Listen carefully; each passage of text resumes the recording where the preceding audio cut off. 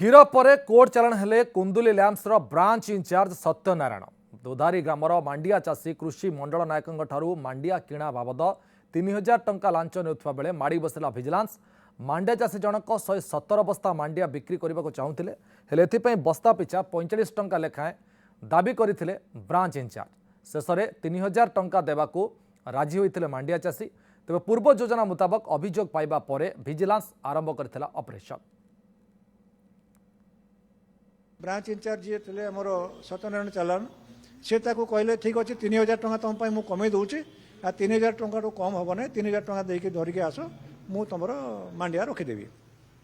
यही अभियोग नहीं आसला आम पचारूँ अभियोग करूँ जे आप पाखे प्रमाण कौन अच्छे से मागुंट पैसा बोलिक कहले आज्ञा कथबार्ता मुझे रेकर्ड कर मो मोबाइल रेकर्ड कर जो रखी मुझे कहला शुणेले आम भी पर्याप्त परिमाण अच्छी बोलिक पाइलु तार एविडेंस अच्छी प्रमाण अच्छी। तेणु गोटे केस पंजीकरण कलागला आमर Jaipur Koraput vigilance division 9 number case गत काली डेट्रे